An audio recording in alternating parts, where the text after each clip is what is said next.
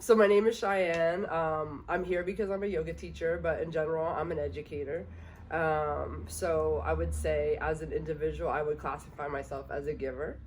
And part of the reason that I became a yoga teacher is because as a giver, we often find ourselves depleted, right? And to the point where it's like, it can affect life.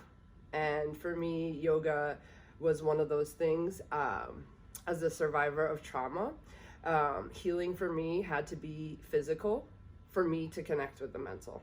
And so that's part of the reason that I want to share yoga with other folks as well, is because for me, that was, I tried many other things to heal. And I was always missing something.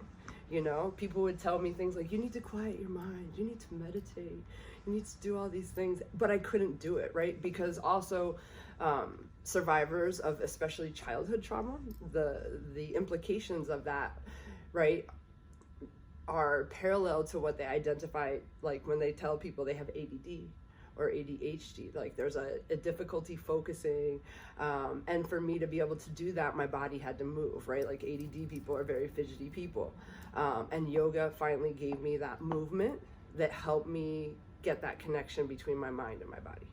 When did you learn yoga? Funny, I think my body intuitively did yoga, because like the first time I ever heard the word yoga, I was literally on a beach. What I thought to be was stretching, and some people walked by and they're like, oh, downward dog, and said some pose names, and I was like, what are you talking about? So I think I've always just, if you are around me long enough, I just move, like my body, like I'll be teaching class and just be moving my arms, and my kids will kind of be a little confused by that. So I would say intuitively, just like naturally, but as far as like practicing and taking classes, I would say 10, 12 years I've been practicing yoga, in and out, some on my own, some in classes.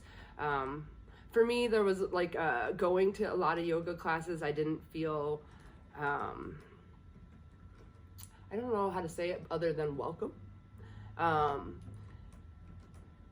Yoga is something that has been somewhat in Western culture turned into something in a lot of ways where it's just about fitness. Right. And so that didn't, like, just the fitness element of it wasn't speaking to me, right? And so it's till I got exposed to like the whole mind body connection, where it started to really move me. And what inspired me to become a yoga teacher was, I'm a survivor of childhood sexual abuse. And I've done a lot of healing around it, some in therapy. I've done ayahuasca ceremonies. I have a spiritual practice and spiritual advisors, but I still was not moving forward in my life in the way that I wanted to. And one of the biggest things that I had not yet healed was forgiveness, just forgiving the person who did that to me. And my cousin happened to open a wellness center, and she had somebody who was doing a class for childhood sexual survivors in yoga. And so I was like, cool, like I feel like I'm all right, but I could, always, go further. Let me see what this is about. And literally, I think it was the first class I forgave. And I was like, what did you do? I was like, this is magic. And it was also, she got me into that meditative space. And that was something that I had been like wrestling with, like, how do I quiet my mind? Like my mind is always moving. And so, as we moved into the class more, I was seeing the power of it, and how, like, one day, 2-hour class, I had been working since I was 19 on healing this trauma, like when it became more conscious to me. So that inspired me. One of the other women in the class was taking a yoga teacher training class, and it was actually like a week started in, and she let me know about it. It was all people of color, which was also amazing. It was centered on social justice, and my teachers are amazing. Chakra Flow University. And yeah, so I dove into that and just wanted to share with more people, because It was filling to me, it re-energizes me, and it helped me move past some things that were blocking me, really. I'm sorry, like, if I asked the wrong questions, just because, like I told Roll, Yeah. you know, like, I don't like to push people when they want to, like, when they have something that's that hardship, you know, like the hardship of that. No, You know? I'm really cool with that. Like, you don't have to feel bad about it. Like, I don't, like, this is speaking about it to Yeah. me. For me as a survivor, also early on, what helped me like not fall into that deep depression, because I was a child, right? So I blocked it out. Right. I blocked it out for a long time. In fact, when it re-emerged, I thought I was going to get locked up in a padded room, and it was like something happened, and it was like a flashbacks. But I'm well beyond that, and what helped me in that early stage was hearing other people who had gone through the same things. One-on-one with therapists, I was telling Rolly, like, yeah, I can manipulate a therapist. If I don't want to talk about something, like, I can work my way around it. I can sidetrack you on something else that's a lesser trauma. So you don't have to worry about that. I'm okay. And I want to help other people, you know, and I appreciate that. Yeah. So would you say, like, meditation in general, like the benefits of meditation, was that correlated with, you know, the trauma? Like, what kind of steps did you have to take to make that forgiveness? I mean, you said the first class you had, you forgave? Yeah, and it was something that she had, like, you know, to me, the yoga classes that have moved me, and you start off with an intention, right? It's not just about coming and doing these poses and moving your body to, like, work out. So really always centering with an intention. And so it was probably about forgiveness that she had grounded us in. And you know what it was? It's so simple, right? It's kind of like when you do not forgive, the only person that is in pain is you, because that person is living their life. And I was like, no shit. I'm holding myself trapped in this for what? I think that, and in my spiritual practice and also yoga, right? Karma, and just releasing that, like, just knowing that this person, I'm sure, is going to have experiences in this lifetime or their next where they're going to learn a lesson from this. Right. And that's not my responsibility. So is that something that, like, you kind of take? I mean, one of the things that I wanted to ask you is, like, you said that the future project is going to be yoga for sexual trauma. Yeah. Like, what would you say your technique is going to be compared to the one that you took? Oh, great question. So my style of yoga also centers on the chakra system. And so really going through, it's going to be a series going through the different different chakras, and really focusing on the healing that needs to happen at each of those stages, so that we can, you know, actualize our vision for ourselves and our purpose. So, right, you know, your lower chakras are all about being safe. Your root chakra is about being grounded and feeling safe. And for a survivor, that's like first and foremost. You can't move forward. You know, your sacral chakra is all about emotion. And with a trauma like that, we actually store our traumas in our sacral area. And so that's why also the yoga is beautiful, because it's also releasing that. By moving our bodies in certain ways, it's helping to release that. I will never forget when I was in my yoga teacher training class, our teacher warned us before she did a flow on the sacral chakra. And she said, you know, just be aware that, like, some emotions might come up. And I'm not a person that really cries very much at all. And nor would I ever believe that, like, yoga flow or just moving my body in a way would bring tears.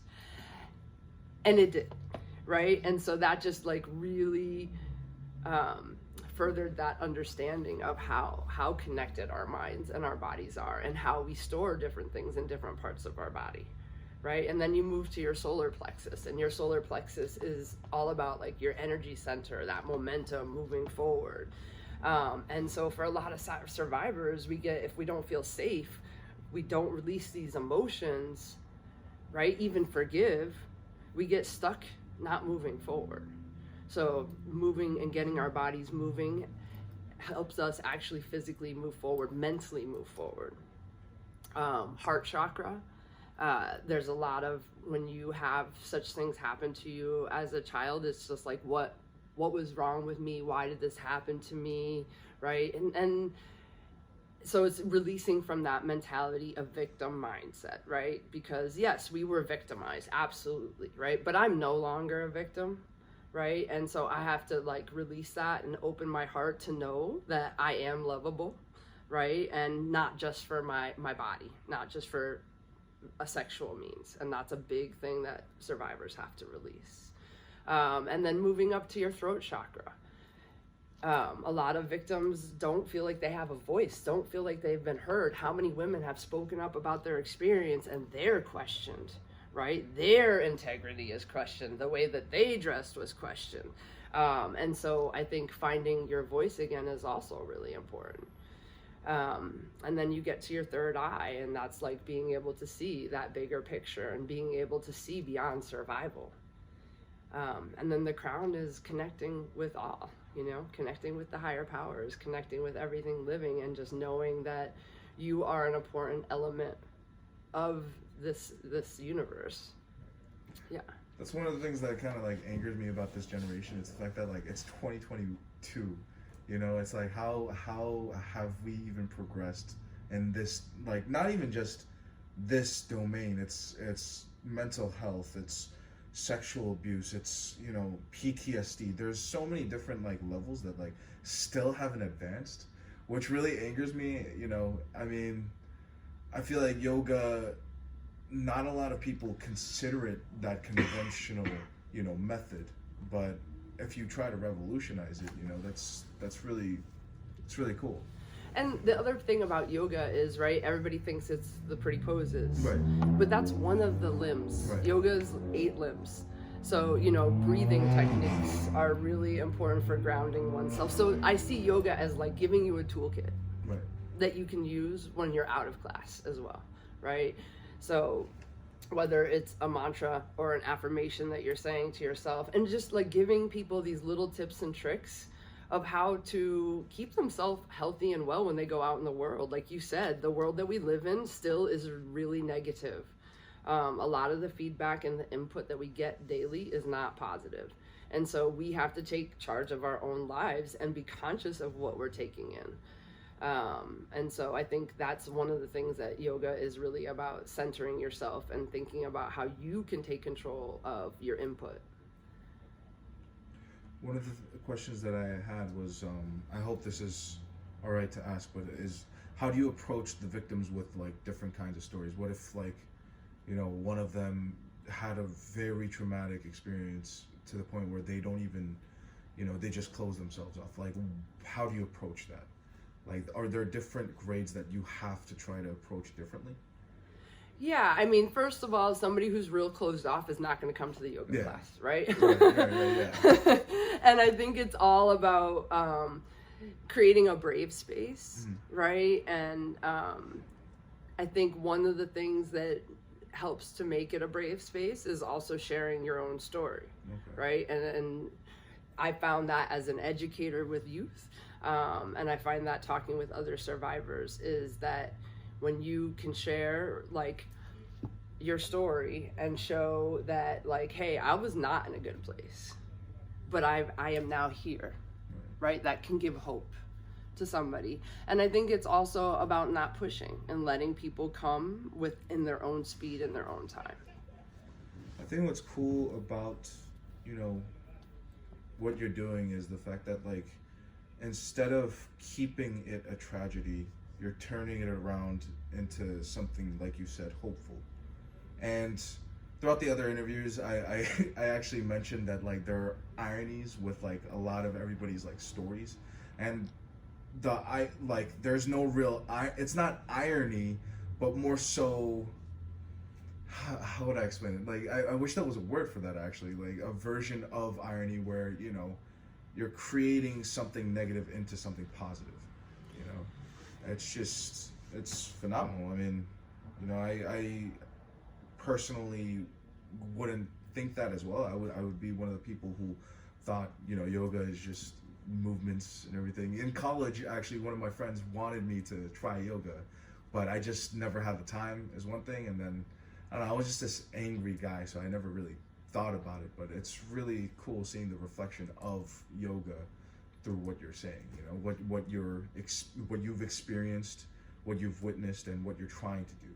You know, so thank you. Yeah, I think it took me a long time to understand that, like, there's a choice that we have to make even when really bad things happen to us. Like, we can see, like, how tragic it was, like, really, how horrible is that that somebody would do such a thing to a child, right? And I lived in that place for a really long time. And thankfully, like, my spiritual system helped me see it as, like, okay, well, yeah, it happened. So maybe it's not that it's like, maybe this is your purpose. Like, you had to have that experience because your purpose on this earth is actually to support and heal other women. And I couldn't do that had I not had that experience, right? So, like, if I tried to go talk to women who had those experiences, but I haven't had that, I might be disingenuous, right? Or they might not feel like they're really heard, because they're gonna say, like, you don't really get it. But I get it. And it took me a long time to see that, like, my tragedy could be my purpose. But it was a beautiful thing once I realized it, right? Because it's like flipping that half full, half empty to half full. That's why I always say, like, I have to respect anybody who has something they have to, you know, consistently battle, you know, like, and that's exactly why I want to respect everybody else, you know, with what they're dealing with. Especially, who am I to, you know, try to ask, and, you know, that's another reason why I hated journalism, actually. Like, the first part of journalism, like, I remember when I graduated, I started thinking about it. I feel like a fucking exploitative prostitute, because, like, I'm trying to get, like, stories out of people, and, like, after a little while, I realized, you know, it's something that I love doing, you know, creating a story in general, you know, trying to ask shouldn't be, like, an exploitative thing, you know? So, I mean, I'm really grateful that you're sharing, you know, it's really awesome. Well, you guys created a brave space for me, right? And like you said, you try to make the person you're interviewing comfortable. Yeah. We're going to speak a lot more than if you're like, oh, that happened, so how'd you feel? You know, when it's like, it's more conversational. Yeah, the comfort helps. So I appreciate it. So have you ever done, like, yoga in different environments as well? Like, I'm like very intrigued after what you said about the chakra systems. It's really, the way you described it, it was very explanative. So I want to know a little more about your side of yoga, basically. My side of yoga. Yes. I don't know exactly what you mean by that. Like, you talked about brave space. Like, what kind of setting does that take? Oh, okay.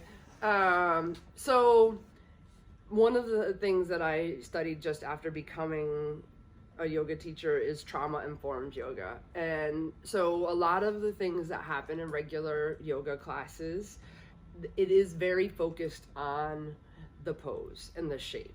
And the language that is used oftentimes in traditional yoga here in the United States is very hierarchical, right? Like, you know, if this is not in your practice, then, you know, stay in like another pose that maybe isn't as challenging, right? Rather than giving people options and not making this one end shape to be the ultimate goal, because that is not the purpose of yoga. That is not the purpose of yoga. Yoga is supposed to be highly differentiated. Our bodies are shaped very differently. So that's part of, like, the brave space that I think that I create is giving people options and not making them feel as if if they're lesser if their body can't move in a certain way. It's just absurd to think that all of our bodies will look the same way, and in shape. And the true intention of yoga is really to support everyone, right? And India was conquered by the British, and that really changed yoga. They were forced to teach it to the young men that were going into the military. And if you're teaching yoga to a bunch of young men that are training to be in the military, it's going to be very different than if you're teaching it to the whole community, right? And so that's like the first transition of yoga to something that was more about physical, like strength and shapes. And then once, forgive me for not remembering his name, but he was forced to teach a Western woman yoga, and really did not want to. And in teaching her, what he feared most happened, which was turning it into this physical practice, the disconnect, the lack of differentiation for different bodies. So I think that's one of the things, especially also like working with anybody with any trauma, is making it sure everybody understands that everything is an option, and it's okay for you to honor your body, and that your body's going to be different every time, right? Like sometimes my body doesn't want to go into some of the shapes, and that's just where I'm at, right? Like if I'm feeling blocked in one of my chakras, then there might be some poses that are going to be more challenging for me because I need to release there. And so just like really normalizing that for people, I think is one of the things. I really want to teach yoga outdoors because, again, like just grounding and connecting with the earth is healing in its own right. I'm a practitioner of Ifa, and that's like a spiritual system centered on, nature, right? It is nature. And so there's a lot of healing power when you're outdoors. And so that's something that also, when I practice myself, I, as much as I can, try to be outside when I can. I feel like I actually wanted to ask you about that, the West, how the West transformed yoga. Like, can you tell me a little bit more about like how you think that can change back? Like, what would be the process of like changing the views of yoga? I mean, decolonizing yoga means like honoring all the 8 limbs. Like if you go to a yoga class and you're literally just moving your body and you haven't been centered beforehand, that's not honoring the traditional, the traditions. The breath work is something that's really important. Mudras, hand yoga is another element that oftentimes is just stripped out of those other spaces. And so I think honoring that, I feel some sort of mixed ways. I know a lot, like every yoga teacher studies this book, the Yoga Sutras of Patanjali, and there's some great stuff in it. And I'm a big believer, again, spiritual system says take from wherever you can. If it's good, take it, right? But I also know that there was a time, like yoga itself, like they call it intra-cultural appropriation, but in this book, he took ideas from other people, like Buddha and so on and so forth, but didn't give them credit. So I'm also like, I don't feel like wedded to that book. I think there's a lot of different places and spaces that I get inspiration to help ground people. I don't feel wedded to that. But I think I still am honoring the practice because I am not just doing the physical practice, right? Like I'm gonna bring in breath work. I'm gonna bring in all these tools that are tools of healing. And that's the intention of yoga, is to share tools, to share tools of healing and wellness, and to make it accessible to everybody, because why should only certain people have access to it? That's true. Yeah. I mean, it's instead of, creating borders, you're trying to be open. Yeah. And that's why I loved, my training was focused on social justice. It was also people of color. I think there's not a huge number of yoga teachers of color, even though, it comes from India. Like, I don't think I have had one yoga teacher that was Indian. But, yeah, I think just also diversifying the face of who's doing yoga to welcome in more folks is another important element of that, because it really is for the community. It's not just for the elite. And it sort of has become one of those like trendy things that fancy people do. All right. Well, thank you for the interview.